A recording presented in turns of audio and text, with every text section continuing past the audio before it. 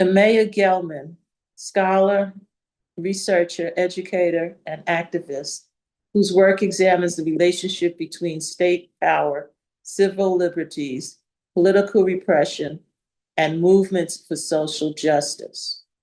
Dr. Gelman is the author of the groundbreaking book, The Anti-Defamation League and the Racial State, published by the University of California Press. The Anti-Defamation League, ADL, is a major US political organization, yet its politics have gone largely unexamined. While the ADL is often portrayed as a defender against anti-Semitism and racism, its history shows that it is better understood as a proponent of the racial state and US empire. From correcting the embarrassing racial difference of immigrant Jews to policing the leftist politics of Black, Arab, and Jewish groups, the ADL pursued conservative versions of civil rights paired with aggressive anti-communism. Even as it became an authority on white nationalism in the 1970s, the ADL joined with the emerging anti-left, anti-Arab, and pro-Western neoconservative movement. This history presaged the ADL's work from the 1980s to the present in developing the hate crimes framework as a pro-state policing project, which soon emerged with the war on terror, the anti-Semitism scare, and anti-Palestinian racism. The Anti-Defamation League and the Racial State presents the ADL's history through its conflict with social justice movements, illuminating the ADL's outsized role in shaping the ideas about race and rights that have underwritten US empire. So everyone, please join me in welcoming Dr. Emmaia Gelman. Hi, everybody. Thanks so much. I'm Emmaia Gelman. The Anti-Defamation League and the Racial State it's coming out so soon. It's published on Tuesday, this coming Tuesday by the University of California Press. So I am going to talk for maybe 30 minutes. I hope that I will maintain discipline. The main points of the book and how I think that understanding this history can be useful for organizers. It's a 100+ year history. The Anti-Defamation League was founded in 1913, and it's had a long run. But fortunately for us, one of the things that is helpful about it is that its history is actually quite consistent. It has not really changed all that much. And for me, coming to understand that the ADL's history is consistent actually has helped me understand what it's doing now as a continuation of its politics rather than an exception or a turn. So I'll just explain a little bit about that. But first, before I begin, I want to just acknowledge what I know everybody is already, very tuned into, which is that we're having this conversation about Hasbara and the sort of the occupation of the American mind, right? In the United States, in relative safety, we get to talk about these, Zionist organizations as organizations that are driving politics, but they're not currently dropping bombs on us, right? And so it just seems important to put this conversation in the context of what is happening, minute by minute in Gaza and in Lebanon right now and beyond, bombing. And I was actually just checking like the updates in Al Jazeera right now, and the Israeli military is doing like major engineering works in southern Lebanon, which does not bode well, and uh, using it as an extension of the sort of securitization of militarized and racist borders. And the West Bank settlers are continuing to expand their occupation of Palestinian land. Yeah, we're here. We get the sort of privilege of thinking somewhat theoretically and historically about stuff that's happening in a very different on a very different scale and timeline in Palestine and this one a region right now. Um, And also, I want to point actually to what's happening in England, where the Filton six who were on trial were just sentenced as terrorists in the case where the jury did not find them guilty of any such thing, and just like the level of obfuscation. This is all related. I mean, I'm sort of putting down markers on it. But of course, the Anti-Defamation League and its work in the United States are absolutely essential to the possibility of these things happening. And so understanding how we got here and how to resist these narratives and this political organizing is critical. The Anti-Defamation League was formed in 1913, and um, I think it's helpful because Americans don't have such a great, like, we don't have such a great grip on history. We don't like live it in our minds every day. Just to think about that time and situate it. So that is not quite the end of settlement, even of westward, the westward colonization of land is technically complete, but there's still like the acquisition of a couple of states left to do. The United States government has not yet extended citizenship to indigenous people. Settlement is still very much underway, and conquest is part of the formation of U.S. identity. And the Anti-Defamation League was formed by a set of German Jews who had emigrated to the United States in the preceding century, in the 1800s, when not only was settlement underway, but also slavery was sort of the economic engine and the context for all of this. And the formation of identity, of American identity in the new settler state, was a racial identity. It was a settler identity pitched against the conquest of this land and pitched against the possibility of enslavement. So the Anti-Defamation League was created by this sort of set of German Jewish immigrants who came during the 1880s. They were not destitute. It wasn't the Jewish immigrants who stepped off the boat at Ellis Island. It was they in many cases brought capital with them. They certainly considered themselves European and part of sort of European culture, the same colonial culture that produced European nationalisms. Why am I saying all of this? I'm saying this because that group of immigrants considered themselves white. They understood themselves as settlers, and they were invested in white supremacism, not in any different way than other white people at the time, but very much in the same way. When in the 1880s, a new set of Jewish immigrants began to arrive from the Russian Empire, fleeing pogroms, fleeing the Tsar, fleeing anti-Semitism. The German Jews who were in the United States were horrified at the idea that Jewishness would be tainted by this set of immigrants who were backward or too religious or leftist and had been challenging the state. They had no respect for them, and in fact, they were completely disgusted by them. The Anti-Defamation League and the American Jewish Committee and one other organization were formed as they're called, the Jewish Defense Organizations, to defend Jewishness against these immigrants who came in, and also to defend the state against the sort of foreignness and the political insurgency of these immigrants. All of which is to say that what we, if, applying our sort of current lens to what the ADL did and how it formed, we would understand it as an anti-Semitic organization, and also one that was very deeply invested in preserving class divisions. It did not espouse racial equality. It wasn't an anti-discrimination organization. What it was aiming for was to prevent discussion of Jewishness in a way that invoked old Christian tropes, and also in a way that sort of painted all Jews with the brush of these Eastern European immigrants whom they hated. So the idea of the Anti-Defamation League being interested in justice and fairness for all, which is how they've often presented themselves, or the idea of the Anti-Defamation League like in solidarity with Black organizations or against anti-Black racism, is fiction. And it's a fiction that has served the ADL very well.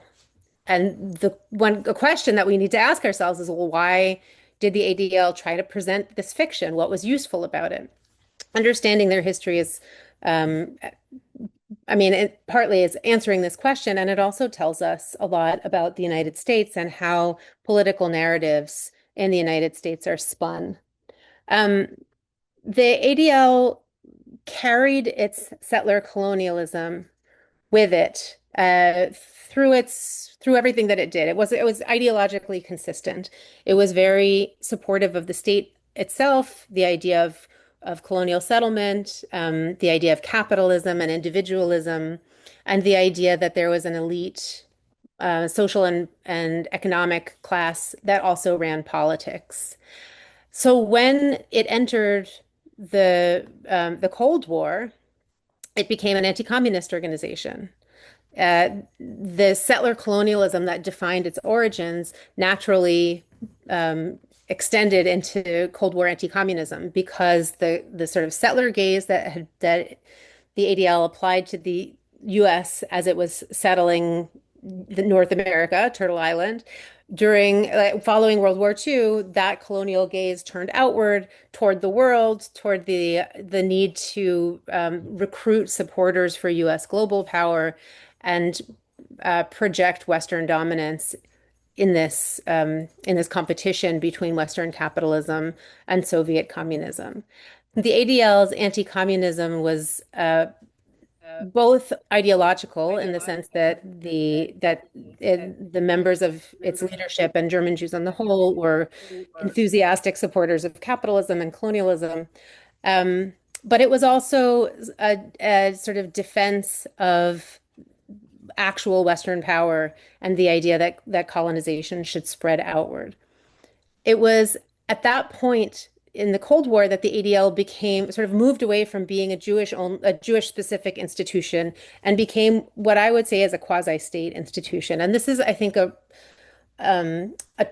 piece of information that activists need to carry with us, which is the ADL purports to be a Jewish organization, certainly comes out of a sector of Jewish life.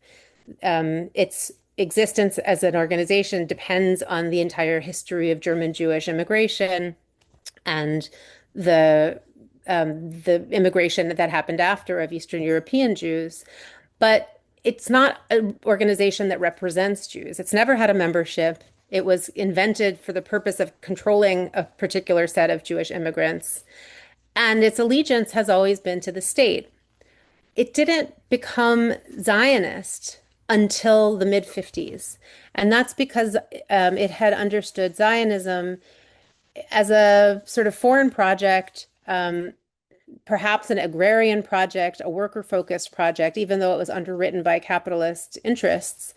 And it wasn't interested in those things. It adopted Zionism and became interested in Zionism in the 50s when it began to understand the Israeli project, the colonization project, as a proxy for US colonialism and a way to extend power in the region.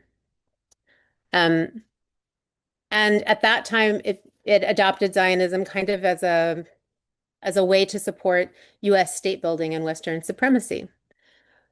Because I can't tell the whole history at once, but I wanted to focus on narrative and the way that media and like that the ADL's media strategy has worked and the way that it has purported, like sort of presented itself successfully as a progressive organization when it's clearly not. So I want to talk a little bit about that moment, the moment of the Cold War and the rising civil rights movement at the time, and how the two sort of merged to establish the importance of civil rights as a narrative that helps kind of exonerate and hide colonialism as it goes forward.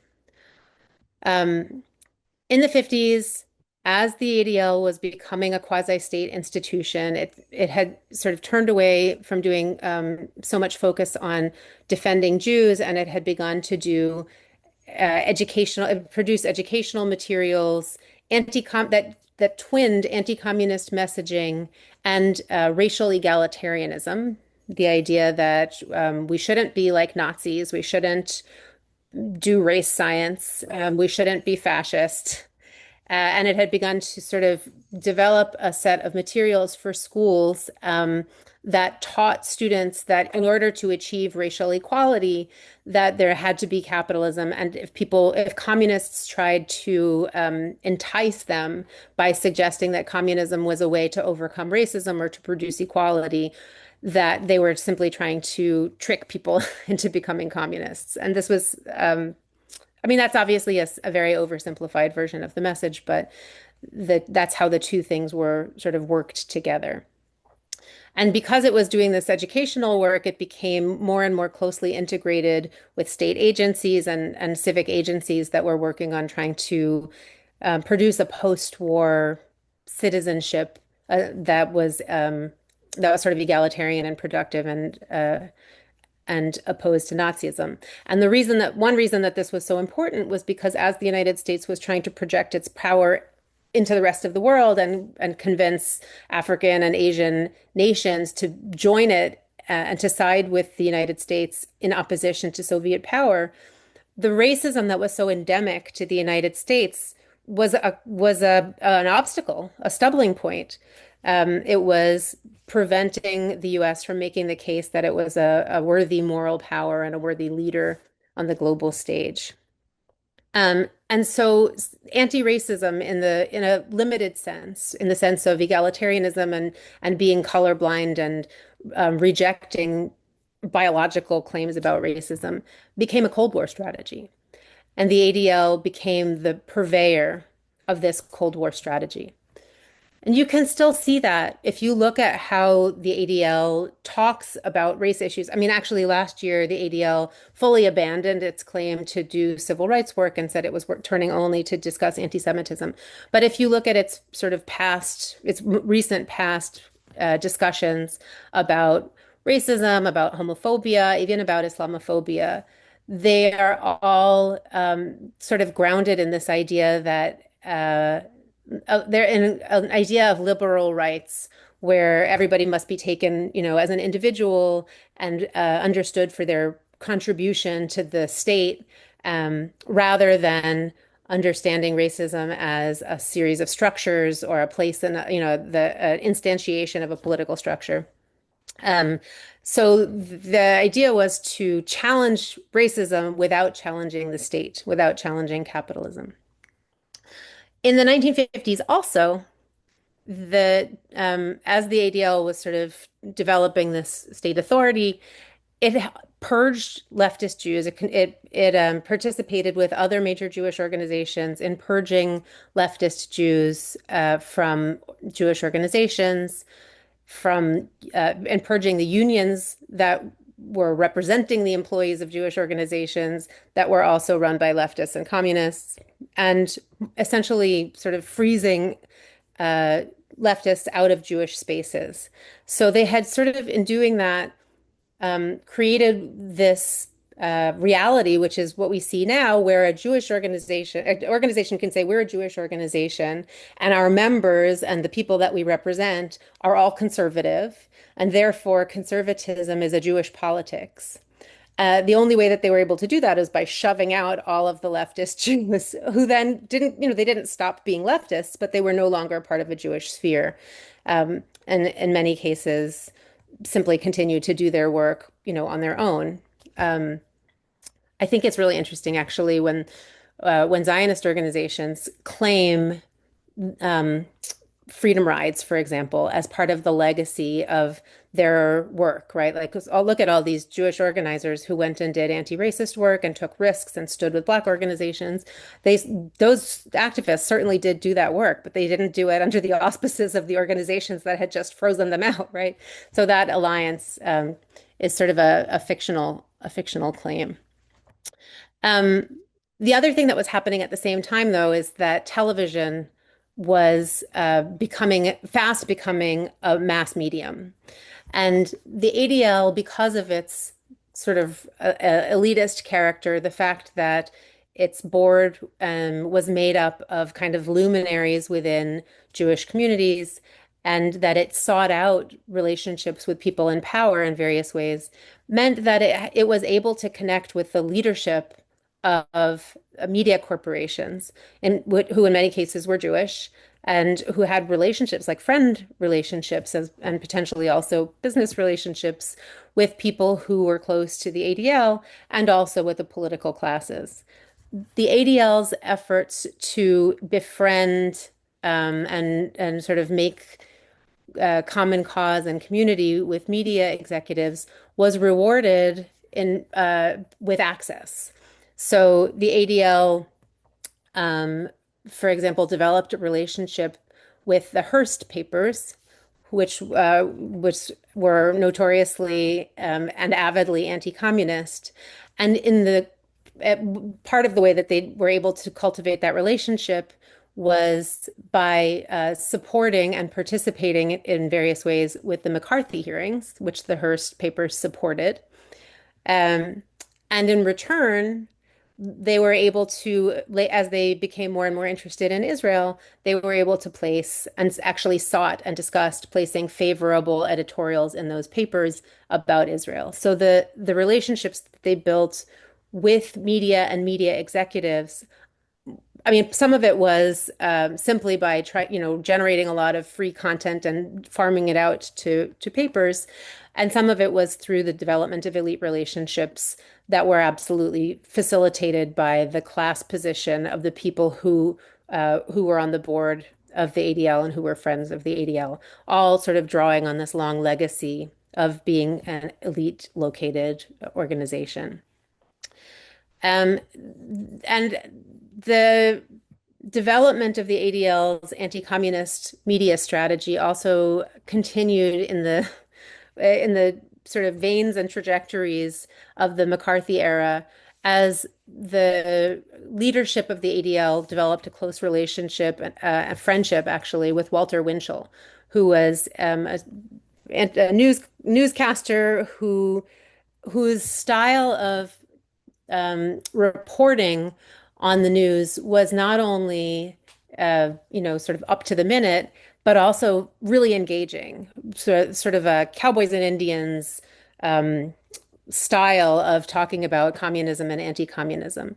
The ADL's leadership was tight with Winchell and integrated into his news reporting and was able to sort of conduct its narrative work in part through him.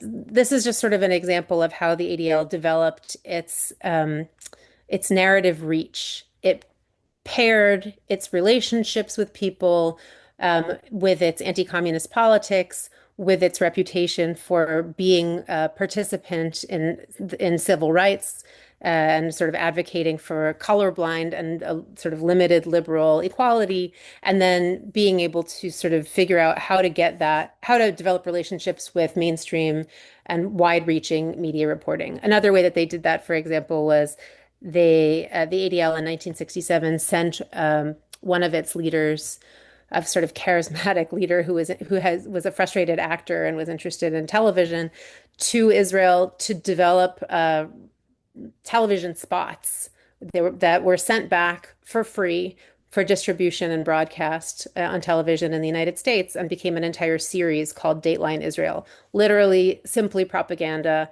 where he would go and interview, like, for example, there's one clip that is online. Many clips are online, actually, but one clip that's online where he's interviewing an archaeologist who is excavating a UNESCO site in total contravention of the rules and the rights of preservation. And the ADL reporter says to the archaeologist, "Excuse me, are you violating any of the rights of Arabs as you undertake this work?" And the archaeologist says, "No, of course not." And that's the end of the segment, right? So that kind of propaganda that gets distributed throughout the United States.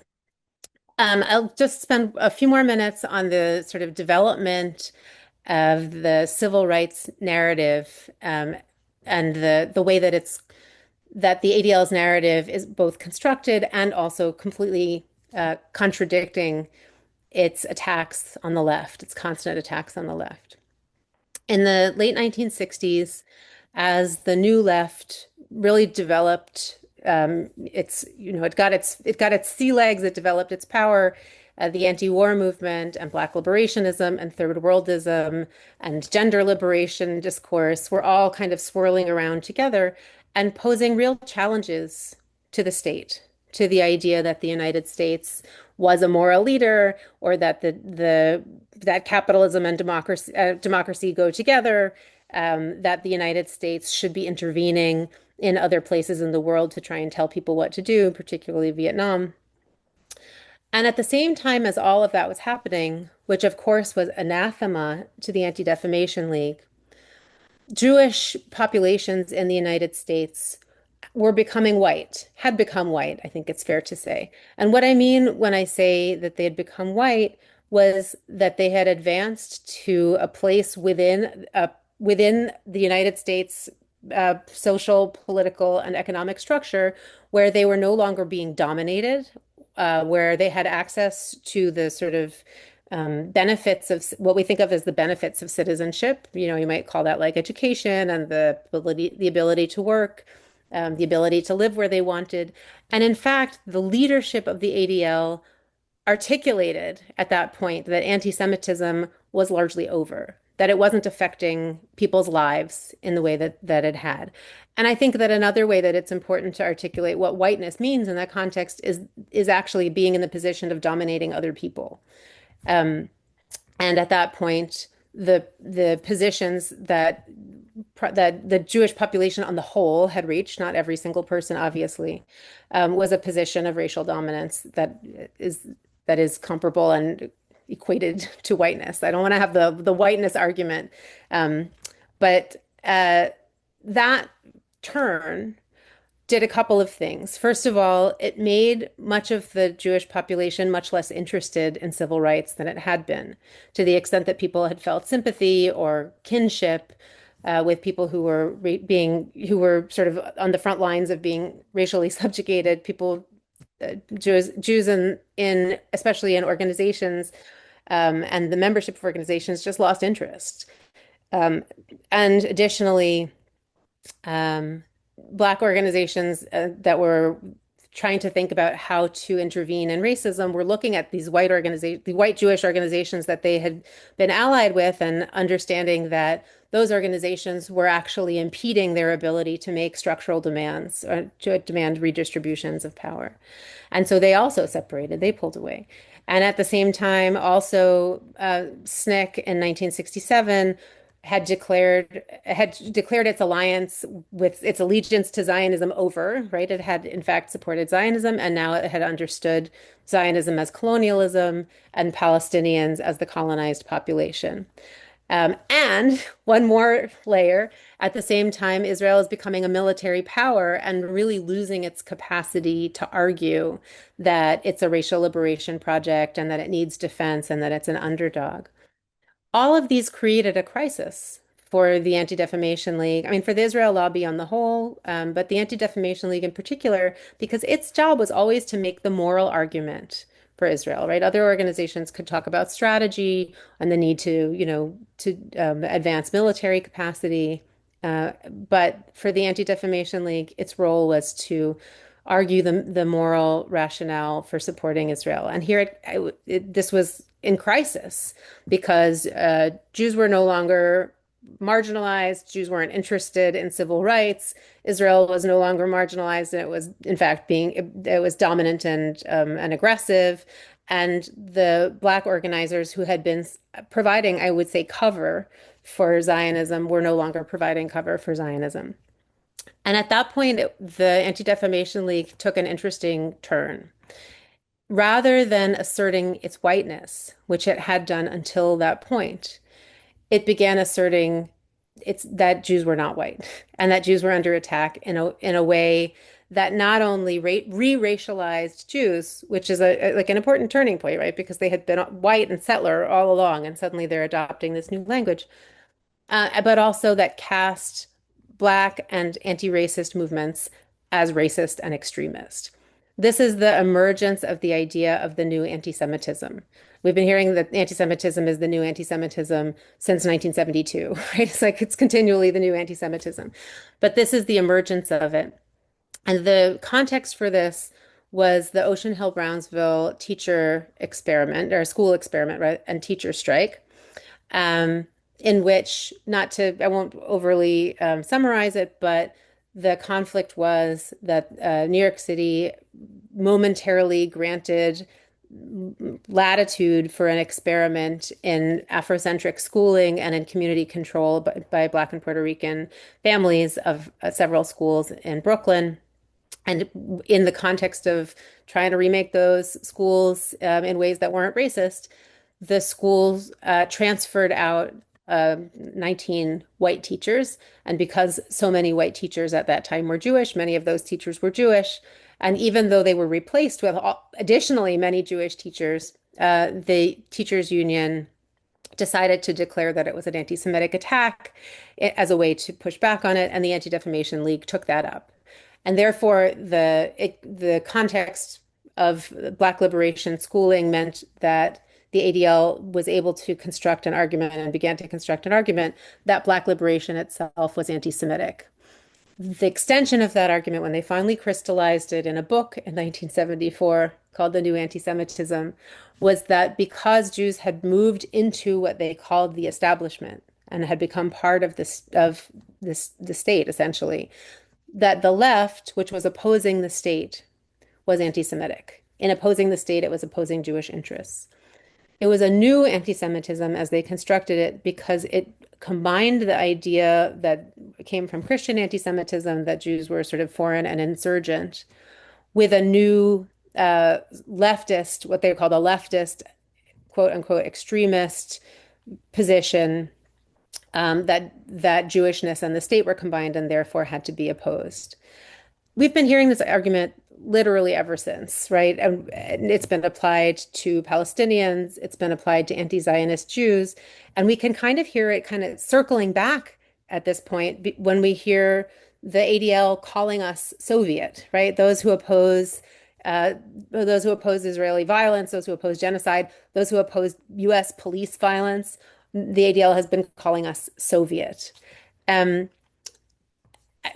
two things to hold are that argument, that anti-left argument, is not a shift. It's actually really, really consistent throughout the ADL's entire history, from settler colonialism to its anti-communism. It underwrites the war on terror. There's a sort of substitution, a momentary substitution, where communism is moved over and Muslims become the new insurgent enemy. The construction is very, very similar. And now we're back to communism. And it's that argument that allows the Anti-Defamation League to merge so seamlessly with the Christian right in the present.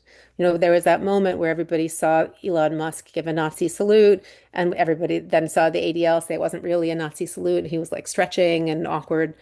And people were wondering, how does that square, right? Has the ADL changed? No, the ADL hasn't changed.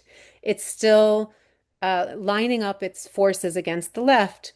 And it's simply adopting whatever the terms of power are right now. The last thing I'll say is that the civil rights argument, that the positioning of the ADL as a civil rights agency, which took place in the 50s when civil rights was anti-communist, was never really unpacked in our sort of public sense of US history. Certainly has never been unpacked by the press. And so the ADL is able to sort of articulate this claim on civil rights history and use that in the present to cosplay as a progressive organization.